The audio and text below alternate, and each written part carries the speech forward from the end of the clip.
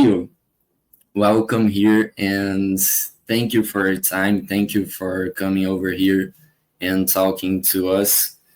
Um, Please introduce yourself. What do you do for a living? Feel free to. Absolutely. Yeah, so my name's Theo. I'm 28. I live in London. I'm a big Chelsea fan. I literally live like 5 minutes away from Stamford Bridge. So people who follow me on Twitter or follow me on Instagram will know that I am a avid Chelsea supporter. I work in London. I work in email marketing. So I'm that person that helps brands send emails to their customers. So as you can imagine, Black Friday and Christmas is very busy because a lot of people are receiving emails to their inbox. And yeah, I'm currently in Brazil right now for the second time this year. I've absolutely had the time of my life.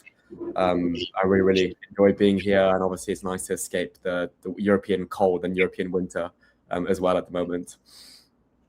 Perfect. So, going into the Fluminense section, I wanted to know, how did this affection towards Fluminense came into your life? Because I was joking at the office that you're basically the reverse me in a way. Like, I am a Fluminense fan, Brazilian here in Rio, that fell in love with Chelsea in 2012, Drogba against Barcelona and Bayern. And you, as an English Chelsea fan, eventually found out about Fluminense, and I don't know, you got this affection for Fluminense. So I wanted to hear how did this happen? Yeah, how it all started. So I was in Brazil in April. Something else that I really love, football aside, is I'm a big runner. I really like running. And I came to Sao Paulo to run the marathon in Sao Paulo back in April. And then obviously I wanted to extend my stay. I wanted to visit Florianopolis. I wanted to visit Rio de Janeiro. And in Rio de Janeiro, my dream was to watch a football match. And my second kind of passion is Chelsea, obviously. And in my head, I thought, Thiago Silva, he's very close to retiring. I can't leave Brazil without watching Thiago Silva one last time. So all my friends were like, oh, but get a ticket to watch Vasco da Gama, Flamengo. And I said, no. It has to be Fluminense to watch Thiago Silva. And I was a bit nervous because they were playing Santos. Neymar was playing for Santos, and in my head I'm like, Neymar's one of the most popular people in Brazil, and the match is going to sell out. I'm not going to be able to get a ticket. And luckily I got a ticket the day of the match at the Laranjeiras facility. I went to watch the match, and I bought the shirt with Thiago Silva's name on the back. And then since then, I think the moment I stepped in the Maracanã, I think that's when I realized it's Fluminense. My passion, my affection, my love for Fluminense started. The love that the fans have showed me as well has been really special. So that really means a lot to me. And then also just kind of like learning more about the history of the club, how it was started by an Englishman called Oscar Cox, how the first match at the Laranjeiras was Brazil against Exeter City. And Exeter City is where I studied at university. So I also felt a bit of a connection to the team that way. And then I got added to the Fluminense London fan club as well. Well, absolutely amazing. Anyone listening to this interview needs to follow them on Instagram. And if you live in the UK, you live in London, we do a lot of meetups, barbecues. We meet up in a bars to watch the matches. So yeah, I think it started that way, just kind of my love for Thiago Silva, that then slowly became a love for Fluminense, and the way that the fans have adopted me and kind of treated me as one of theirs is something very rare, because I'm not used to that in the UK. So I think above all, it's been the kind of the love and the affection the fans have showed me that's made me fall in love with this team. Perfect. But when did you find out about Fluminense, and which other teams here from Brazil do you know about? Yeah, I mean, Chelsea have quite a history with Brazilian teams playing in the Club World Cup. We lost to Corinthians in 2012, so I'm very familiar with Corinthians. I think when you're growing up, you learn a lot about Santos. Obviously, that's the team where Neymar started his career as well. Why? I mean, Fluminense, I knew about them for a long time. As a Chelsea fan, we've had a lot of history of Fluminense, Giuliano Belletti, Deco, these players that have played for both clubs. And I remember on FIFA a few times I'd play with Brazilian teams, and it'd often be Santos, Fluminense, these top dogs of Brazilian football. But yeah, other than that, I know Palmeiras because we obviously played them in the Club World Cup back in 2022 when we won it for the first time. And then this summer we played against a lot of Brazilian teams, Flamengo, Palmeiras, Fluminense in the semi-finals of the Club World Cup. But I think one thing that I just feel like I love about Brazilian football is the passion of the fans. You know, they wear the kits like it's their skin in a way. So yeah, Brazilian football, I definitely love it. But my team now is Fluminense. Great. I saw that you traveled to a lot of different countries and you've been to a lot of stadiums like Turkey, you've been to Sporting Lisbon Stadium, of course, Stamford Bridge. Uh, did you felt a special connection towards Fluminense, Maracanã?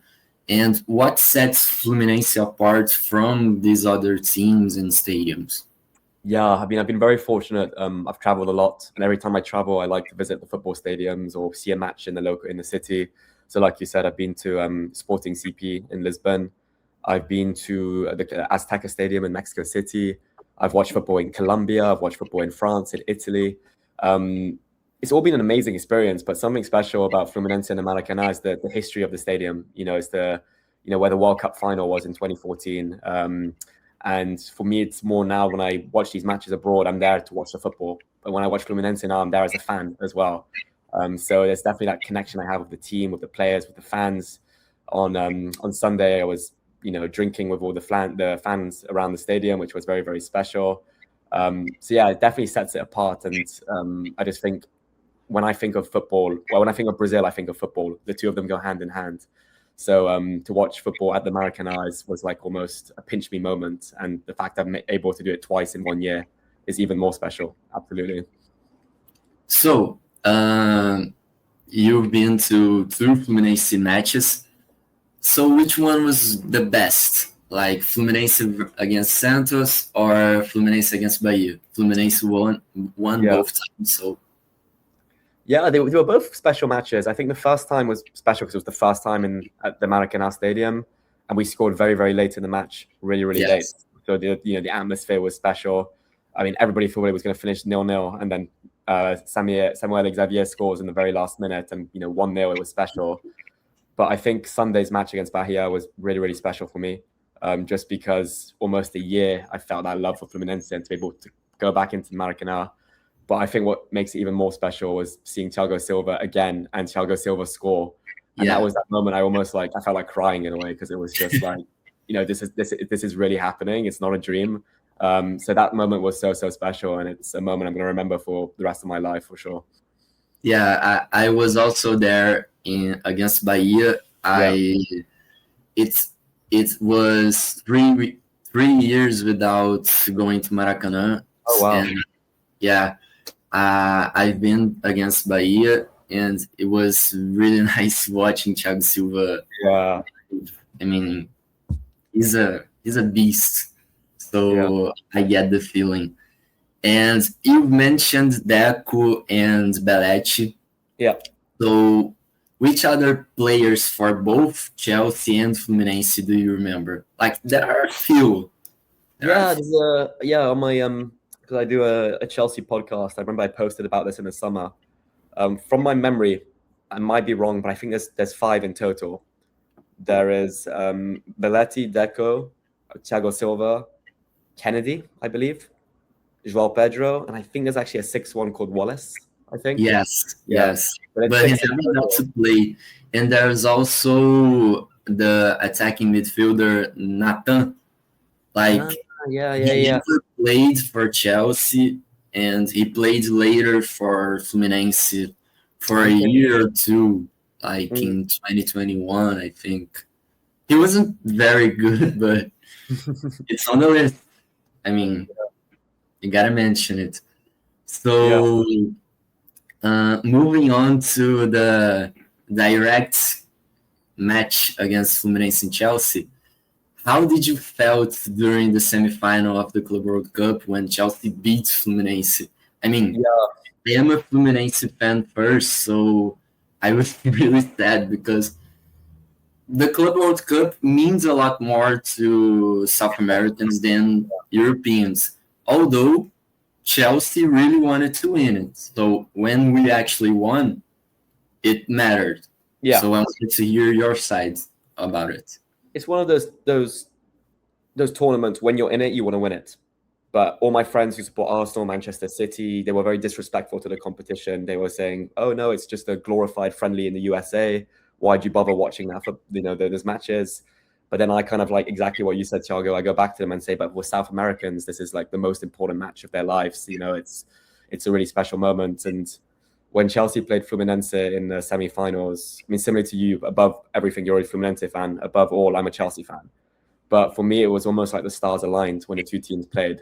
It was almost like everything that happened in the last 3 or 4 months led to this moment. Never in my life did I expect to be watching these two teams play against each other in the semi-finals of a cup competition. It was almost like a very special moment. I was obviously very happy because I was happy to see Chelsea get into the final, and Chelsea played really, really well that day as well. But I was obviously very, very upset because the love and the affection I spoke about before for Fluminense was still there. And I watched the Fluminense quarterfinal against, I think it was Al Hilal, when they beat Al Hilal. I watched it in a bar in London with Fluminense fans, and I could just see they were almost crying. They were so happy. And then to think, how sad they were going to be when, Chelsea beat them in the semi-finals made me quite sad as well. But no, I was very, very happy. I did feel a bit, maybe it was slightly unfair that João Pedro was allowed to play, because we obviously signed him like a week before, and then a week later he's playing in the match and scoring twice against his former team. And then to see Thiago Silva afterwards get the Chelsea shirt, and he could tell he was very sad, but he was also, I'm sure, quite happy that if he was going to lose to one team, it was going to be against Chelsea. But yeah, a really, really special moment. It was almost like I look back at that moment now that I'm back in Brazil, being like, wow, they actually played against each other. And now, had the situation and the circumstances been different, I would have flown to the USA to watch that match. It really was stuff of dreams. I never imagined that I would watch a game like that, so it was fantastic. Although the result wasn't ideal. Yeah. So, still about Fluminense, could you give me the 5 best players at Fluminense currently and all time, in your opinion? Currently, I mean, I always love experienced players. They bring such leadership. They bring such kind of experience to the pitch. So for me, it's Thiago Silva, number 1. I love Fabio, the goalkeeper. I was in Belo Horizonte last week, and all the Cruzeiro fans were saying how much of a legend he is. But he's also become a legend of Fluminense now. I really like Samuel Xavier, Canobio, and I really like Martinelli as well. I've got this cup here with Martinelli. It's really, really nice. So those are my 5 currently, and then maybe of all time. Maybe for me still Thiago Silva. Then maybe the Chelsea players I spoke about, Belletti, Deco, Ganso and Cano, I think are really, really good players as well. And potentially Marcelo, Felipe Melo, these guys that helped during the Libertadores victory as well. I think they've got a kind of a place in the Fluminense Hall of Fame as well. But I'm still learning more about the club, obviously. So like historically, maybe I need to go back to the museum at the Laranjeiras to kind of understand historically who the big players are. But hopefully I've named a few that the Fluminense fans would agree with. Yeah, there's Fred, which of course, yeah. the striker. Yeah. And also Castillo, who was a goalkeeper. Yeah. Back in the 60s. So yeah, I agree with both your lists. So about João Pedro, a player that came through Fluminense's academy, Xerém. What do you think about him? Like, he was on fire when he got to Chelsea, but now has cooled off a little bit. What do you think about him? Yeah, I mean, he was amazing during that summer period. From like July to September, I was like, oh my God, we found the striker we need. He was scoring for fun at the Club World Cup against Fluminense. He scored against PSG in the final. Then he started the year really well, scoring against West Ham, against Fulham. But he's kind of, like you said, he's kind of cooled off a bit now, and he's not in the same form that he showed during the summer. I still think he's a really, really good player. I'm still struggling to work out what his position is. Is he a striker? Does he play behind the striker? And I also do know that he's got a bit of a hot head. He can be quite aggressive. You know, he got 2 yellow cards against Benfica after coming on as a substitute. So he needs to also cool down a bit in terms of being a bit more, you know, less aggressive. But I think he's a really exciting player. He's still quite young. Premier League fans know all about him because he was at Watford when he first came to England. Then he went to Brighton. And when he was at Brighton, I think he scored a few times against Chelsea as well. But I do want to see a bit more of him now. I think, you know, him, Liam Delap, Mark Gui, the players that are meant to be scoring goals for us, maybe haven't delivered as much this year. But you know, I'm really happy that he's at Chelsea, and hopefully he can rediscover that that Club World Cup form soon.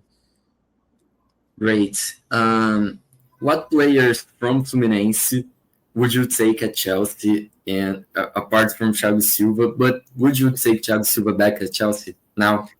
Yeah, I would take him back. Even if it's 6 months or 1 year, just to bring that leadership, that experience. Even if he doesn't play as often, maybe just so he can be in the dressing room, because we have a very, very young team. I mean, anyone who's listening to this, maybe who's not familiar with the current Chelsea team, it's very, very young. I think our oldest player is maybe 26 or 27. And so there's like, it's a very young team. And I think what lacks in the team is a bit of experience to teach the younger players. You know, we've got amazing, you know, some really young, exciting defenders like Wesley Fofana, Levi Colwill, Trevor Chalobah, but we need maybe a Thiago Silva alongside them. Thiago Silva's son is in the Chelsea academy at the moment, so I really hope maybe he becomes the next Thiago Silva. And I've got a sneaky feeling that he'll stay maybe 1 more year at Fluminense, and then he'll retire and be a coach at Chelsea in the academy, perhaps.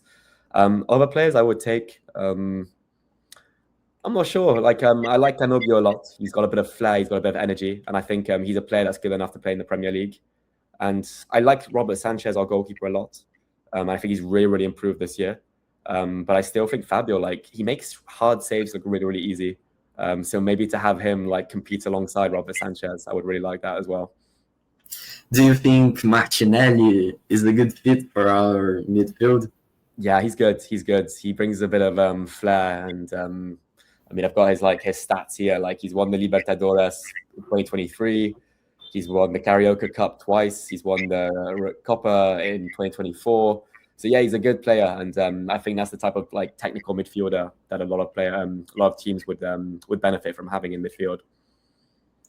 Yeah, he would be a competition to André Santos. Yeah, which is another Brazilian player that came through another Carioca team, which is Vasco. Yeah. And Fluminense face off against Vasco this week for the Copa do Brasil semifinal. And I want to know your prediction for this match. Fluminense will win. They will win. I mean, Vasco have really, I think they haven't won a match in a very long time. And they lost them 5-0 against Atlético Mineiro, if I'm not mistaken, recently. But I also know, like, semi-finals, cup competitions, anything can happen. It's 2 legs, I think 2 matches. So maybe even if Fluminense don't do as well in the first match, there's the chance to do well in the second match. But I think Fluminense will win. And I think the real challenge will be in the final, if it's against Cruzeiro or Corinthians. I think that match will be a lot trickier. But derbies or clásicos, as you call them here, there's a bit of there's that extra touch about it when Chelsea play Tottenham, when Chelsea play West Ham, when they play Arsenal. These are derbies. So when Fluminense play Vasco or Flamengo, Botafogo, there's a bit more fire to the match. So I think Thursday's match is going to be fiery, but I'm fairly confident Fluminense will win. Yeah, I am confident as well. Vasco's manager is Fernando Diniz. I don't know if you heard about him. He was the manager who won the Libertadores for Fluminense, but he was sacked last year when Fluminense was in a really bad place. We were on the relegation zone, and we won only 1 game in Brasileirão. So now he's managing Vasco, and I think it will be an intense match. So moving on to both your times in Rio, what did you think from both of your times here about the city? I love Rio. I absolutely adore that. It's you've got the beach, you've got the amazing scenery with a Pau de Açúcar. Obviously, as being from London, it's very cheap as well. Like, I can get some, a lot of food and drinks and, football shirts, and it's very, very cheap. But I think above all, like when I came back in April, I told all my friends, my family, how nice and affectionate and welcoming the Brazilian people are, the Cariocas. So that's definitely played a part in why I wanted to return as well. But it's an amazing city. Like sometimes I have to pinch myself when I'm on Ipanema Beach and I look behind me and I see all this landscape and amazing kind of scenery. But I also know like Rio is it's different to the rest of Brazil. You've got so many states here. You've got the northeast and you've got the Amazon, Manaus and Salvador, and then in the south you have Porto Alegre. So it's a very diverse country. And I think my dream is to explore the whole country, not just Rio, because I'm very passionate about Brazilian culture. But I'm also aware like Rio is almost like a bubble in Brazil and it's not representative of the entire country. But no, I absolutely love this city. It's just like, it's a dream to be able to just walk in my flip-flops, my Havaianas, go to the beach, have a caipirinha, play some football on the beach. Then in the evening, you're at the Maracanã Stadium watching Fluminense. It's something I've dreamt of since I've been very, very little. So it's a dream city to be in. Great. So what places here in Rio have you visited, and which ones you wish you had but couldn't? Yeah, I mean, the first time I was in Rio, I did a lot more kind of the touristy stuff. I did, the Christ Redeemer. I went to the Sugarloaf Mountain as well. I did Ilha Grande as well. I did like a trip to Ilha Grande. This time was a lot more just kind of enjoying Rio rather than kind of sightseeing, because I'd done a lot of that in April. But I went to one place this time, which was insane, was the Mirante Dona Marta, with a panoramic view of the city, which was absolutely breathtaking. It was quite hard to get up to as well. I think my Uber driver was quite confused when I asked him to take me up there, because not a lot of taxis go all the way up. But the landscape and the views are absolutely breathtaking. If I had a bit more time here, I would like to do a bit more day trips, maybe to Buzios, to Niterói, I think, as well. There's some really nice beaches across the bridge as well. But like I said last time, I'll be back. And I think next time I'm back, I'll do a lot more exploring in Rio and outside of Rio as well. Great. So what did you like most about Rio? I think the people. Genuinely, like how just nice and friendly they are. I mean, my Portuguese is very, very basic, and I always feel a bit bad. Preciso aprender mais português. But people have been so welcoming, so friendly, so smiley. There's definitely just like a joy of life here that you don't really get in London as well. So I think the kindness of the people, and I think the second thing that will maybe be joint top with the kindness is the love for football as well. I mean, you can walk in any bar, you can be in an Uber like a taxi and talking to anyone, and you can just talk about football like you're talking, with your best friend about, something. So just football seems to bring people together here, whether it's Flamengo, Botafogo, Fluminense, Vasco, and you can have so many different conversations and it can unlock a lot of doors. So yeah, I think football and the kindness of the Carioca. Great. You mentioned Portuguese language. How well do you know, I mean, what sentences, which words have you learned so far? Yeah, I mean, I'm trying to do some Duolingo lessons every day in Portuguese to improve. Preciso aprender mais português. Hoje falo pouco português. Sonho é de estar aqui em Brasil, em Rio de Janeiro. Estou trocador de Chelsea e Fluminense. But yeah, it's very, very basic. Every time I think my Portuguese is getting better, I come here and people speak very quickly, and it kind of drops my confidence. But it's nice to know that I've got like a motivation now to improve it and be able to communicate in a better way with the Fluminense fans and the locals here as well. Great. From what I've seen in your Instagram, you have visited Rio, São Paulo, and Minas Gerais here in Brazil. Yeah. Which state is the best in your opinion? Yeah, I also went to Florianopolis in Santa Catarina as well. They're all very, very different. Sao Paulo is probably like, so if you're probably looking to work, it's got amazing work opportunities, and there's a lot of, I think, expats that live in Sao Paulo for work. And I ran my third marathon in Sao Paulo as well back in April, which was a very special experience. But I think everything, all factors included, for me, it's the state of Rio de Janeiro. That's the best. It ticks all the boxes for me: the beach, the football, the good weather. I did really like Minas Gerais. The food there was really, really good. And I spoke about how friendly the Cariocas are. People in Minas Gerais are really, really friendly as well. Very welcoming. Like, they didn't let me buy a single drink there because they are, I was visiting their city in Belo Horizonte, so they were buying everything for me, which is something you don't really get in England. People aren't as hospitable and welcoming. So yeah, I think Minas Gerais and Rio de Janeiro joint top. Perfect. Which is the biggest difference from Rio compared to other places you visited?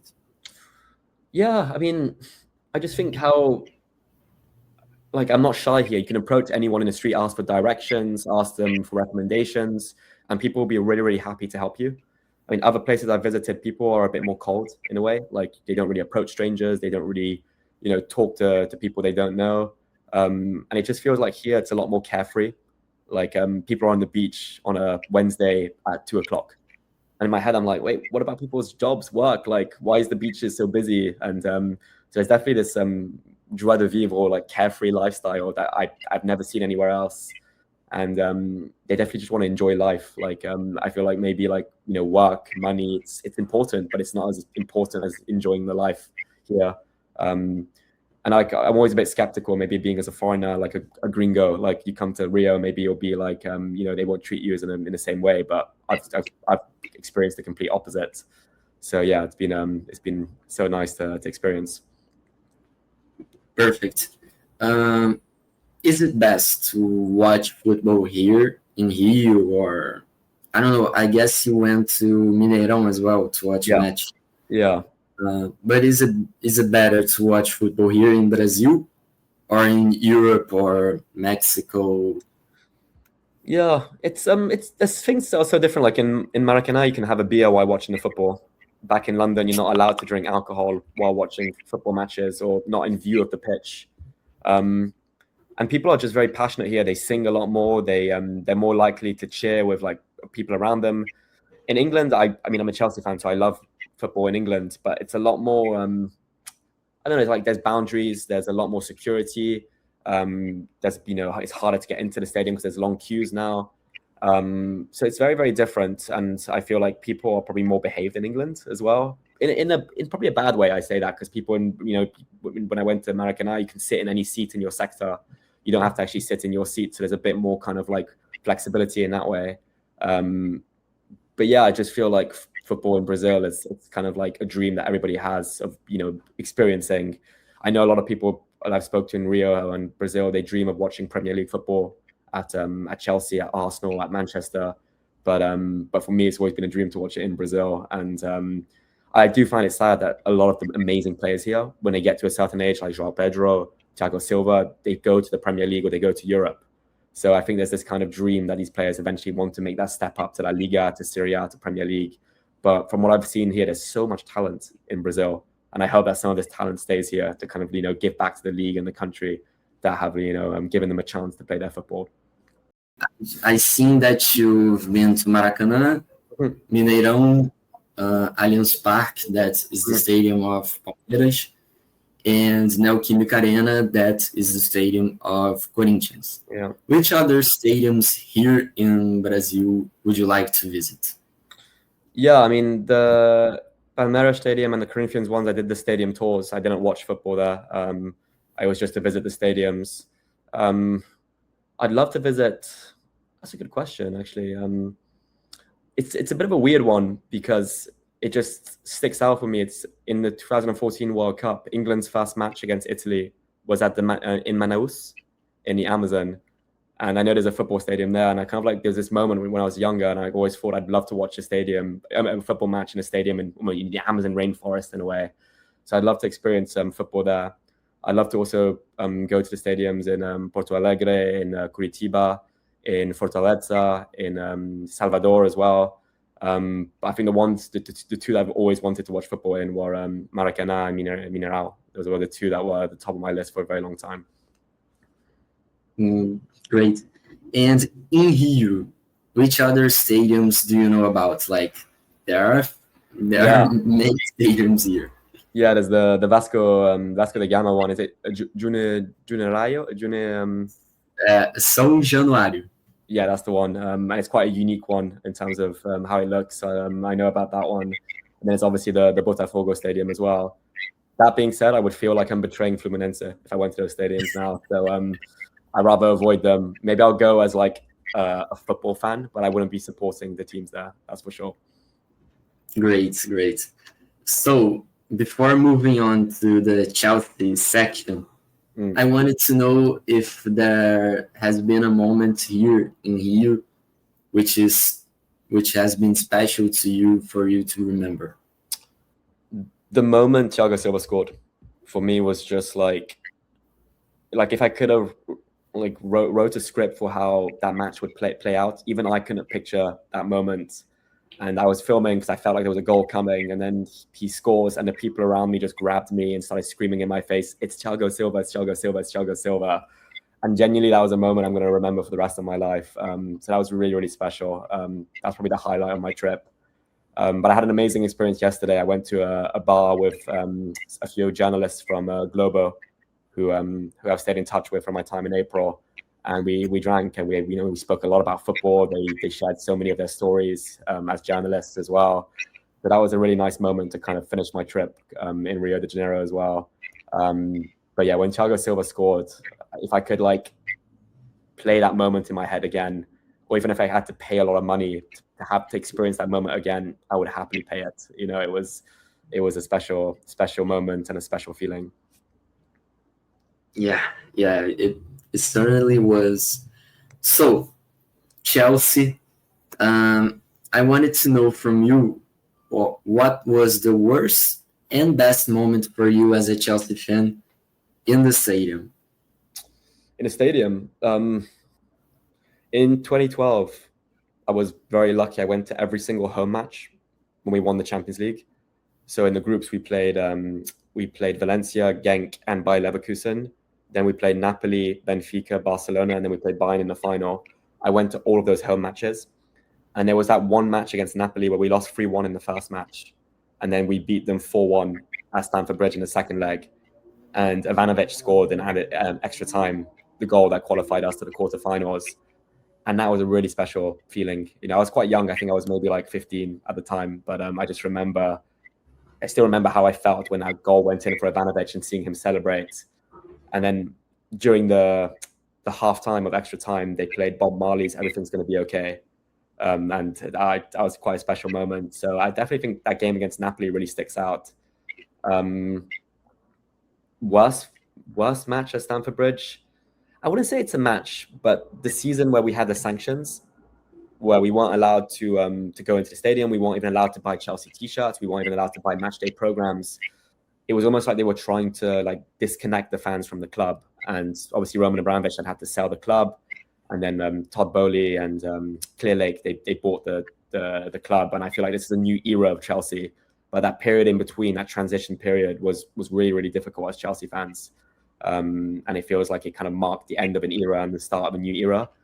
I still think like I'm quite optimistic about the new era, but it definitely feels like it's a different Chelsea that I'm watching now than the one I used to watch under Abramovich. So that was a really, really tough period as well. I just remember going to Stamford Bridge, and it just felt like, you know, you weren't allowed, some sectors of the fans, if you want a season ticket holder, you weren't allowed to go to the matches. You weren't allowed to buy like a match day program. It was very weird, and the mega store was closed as well because no money could kind of be given to Chelsea Football Club. So yeah, that was definitely the worst period being a Chelsea fan. And as an away supporter, I saw that you went to Poland to watch the Conference League final. You've been to Dortmund to watch the last 16 against Dortmund, which we lost the first leg. Yeah. Which are the best and worst moments as an away supporter for Chelsea? Yeah, so I've traveled a lot to watch Chelsea. I've been to Paris, I've been to Barcelona, to Rome, to Valencia, to Dortmund, to Madrid. But annoyingly, I've only seen us win, I think, twice when I traveled. I watched a game against Lille in the quarterfinals, I think, it was round of 16, I think, of the Champions League, and luckily won that game 2-1. So I experienced a win when I was traveling, and that was the first time I watched Chelsea win abroad.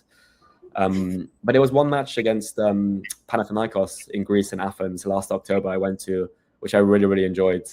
And then I think the one you listed, the Conference League final, I think that was, even though it was just a Conference League, and it's the fact I think we were losing 1-0 and then we scored 4 goals in the second half.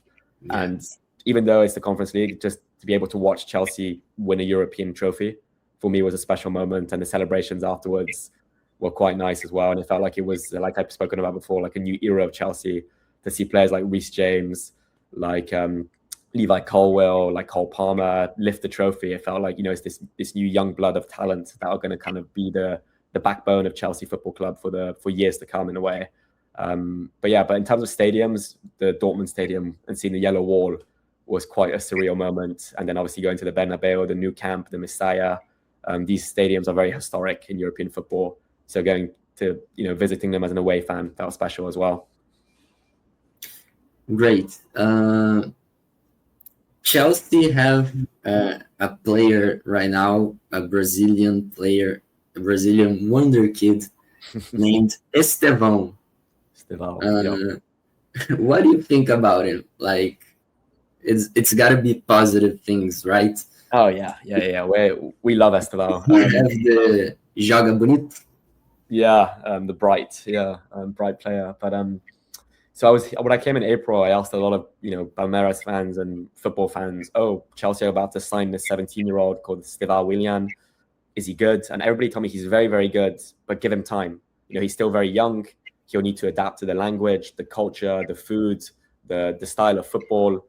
And in my head, I thought, okay, we're going to maybe sign him, and then maybe he'll go on loan to Strasbourg, or he'll go on loan to another Premier League team to learn how to play football in Europe. But he came, and then I think in his first preseason match, he was amazing.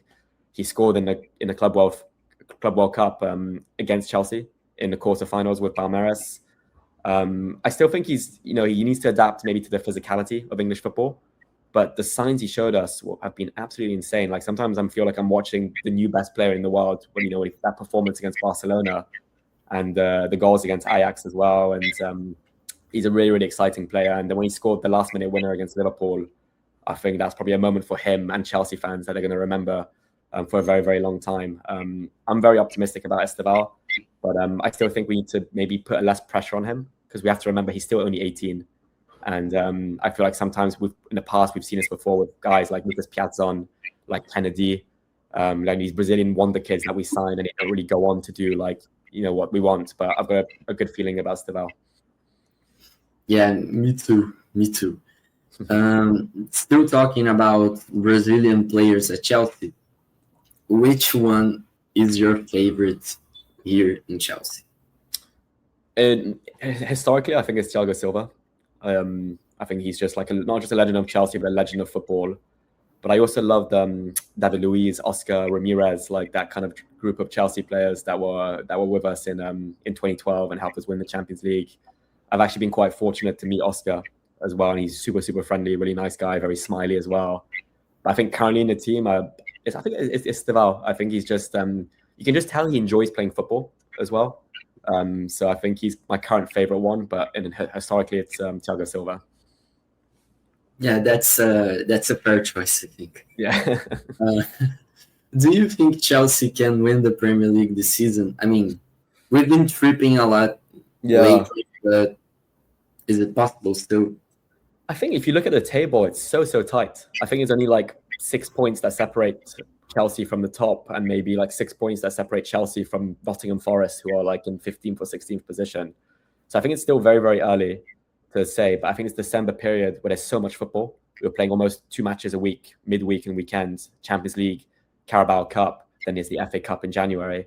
I think this is going to be a make or break kind of moment, because if you remember this time last year, we were almost at the top of the table with Liverpool, and then I think we lost a few matches against Ipswich, we drew against Everton, and then it kind of went downhill from there. I don't think we're going to win it. I still think maybe Arsenal and Man City have too much quality and depth in their team. But I think we're building a team that are going to be able to compete to win the Premier League and the Champions League for the next decade to come, given how young and exciting the team is with players like Cole Palmer, Estevão, Andre Santos. There's a lot of young players also that are going to come, like Kendry Pires, who's meant to be very exciting. So Yeah. I am optimistic, but I think we just need to be more consistent. Like when we drew Bournemouth and we lost to Leeds, these are the type of games we need to win if we're going to be title contenders. Yeah. Do you think it's easier for us to win the Premier League or the Champions League this season? It's such a big debate because the Premier League is 38 matches, and obviously to be consistent and at a good level during 38 matches takes a lot. It takes a lot. Whereas the Champions League, I think the new format is different, but back in the day it used to be 11 matches. So 11 matches, if you play good football, you can win it. And we've done that in the past. We've had bad seasons and we still won the Champions League. So sometimes Champions League Cup competitions, anything can happen. So if I was to put my money on us winning one of the two this year, I would probably say the Champions League, just because I think the game against Barcelona, we seem to do really well against these big European teams. Against PSG, we saw it at the Club World Cup final. There was that disappointing game against Bayern Munich, but I think it was still early in the season, maybe. But yeah, I think if Cole Palmer's playing the football that we know he can play, I think anything can happen with Chelsea in the Champions League. Yeah, I agree. Still about Brazilian players at Chelsea. Yeah.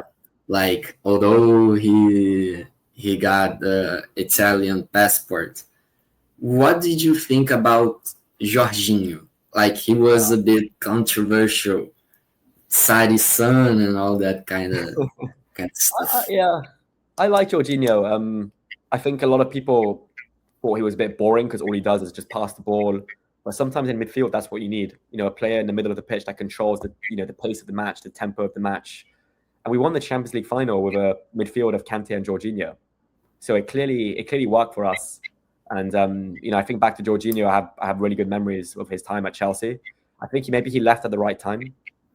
But I still think he's very highly regarded in Chelsea's kind of success that we had during the Champions League, the Super Cup, and the Club World Cup as well. Because that's I think 2021 and 2022 we won 3 trophies on the international level as well. So yeah, I think you look back as well, Kante, Kovacic, Jorginho. That was a really good midfield trio, really, really good.